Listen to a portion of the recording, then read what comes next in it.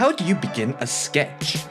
It's simple. You grab a sketchbook and a pencil, then start doodling whatever masterpiece comes to mind.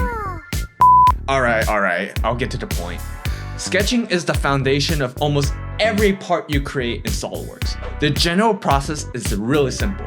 You create a 2D sketch, then use that sketch to generate a 3D object. For example, if you want to make a cube, you will start by sketching the square. The square is your initial sketch, and the same concept applies to almost every feature you'll create. To begin sketching, click on the Sketch tab on the toolbar and select the sketch icon. When creating a new sketch, you'll be greeted by the legendary trio: the front plane, the top plane, and the right plane. Which one was I supposed to pick again? There are several ways to start a sketch. You can sketch on the top plane, front plane, right plane, or even an existing face on your model. Some choices make the modeling process easier later on, so always keep your design intent in mind. For this example, I want to create a semicircle, so I'll select the top plane. Once you have selected the plane, congratulations, you have entered the sketchbook realm. Here, you'll find various sketching tools that allow you to create different shapes. If you're unsure what a tool does, just simply hover over to the icon to view a short description and demonstration. The most commonly used tool is the line tool, since it gives you the flexibility to create almost any custom shape from scratch. You'll also notice two orange arrows near the center of the screen. That is the origin point. The origin is one of the most important reference points in your sketch. In many cases, you want to begin your sketch here, because it keeps your design organized and fully defined. If you're working from engineering drawings or assembling multiple parts together, matching the correct origin location becomes even more important. Let's create the base of our semicircle. Click on the origin to start the line, then move your cursor horizontally. You'll notice SolidWorks is trying its best to help you create a straight line. Click again to finish the line.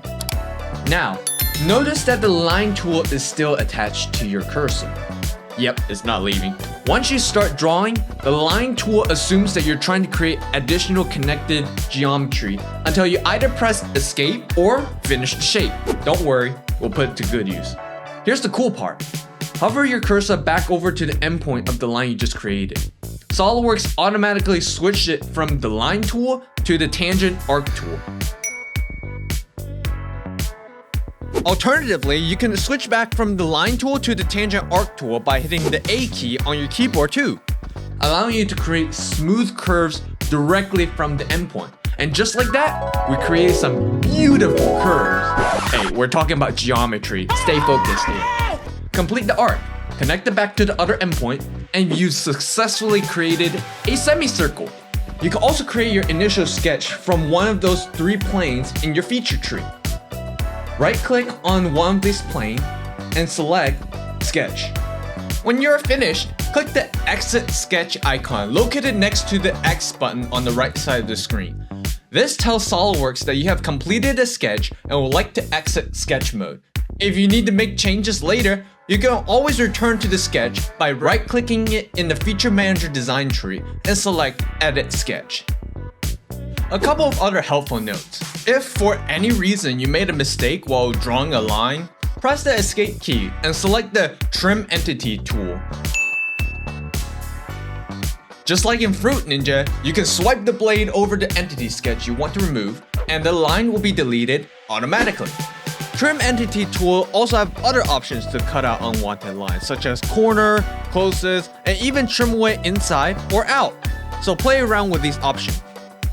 Whenever you need to select multiple points or lines, you can hold down the Control key while clicking each entity to create a multiple selection. Alternatively, you can use box selection by left-clicking and dragging your mouse around the entities you want to select. Make sure your shape is fully closed before exiting the sketch. You can tell that a sketch is closed when SolidWorks applies a light shaded region to the inside of the shape. If you do not see the shading, there's probably a gap somewhere in your sketch. SolidWorks is probably going to be telling you, nice try, but it's not done yet. Congratulations, you just created your first sketch geometry.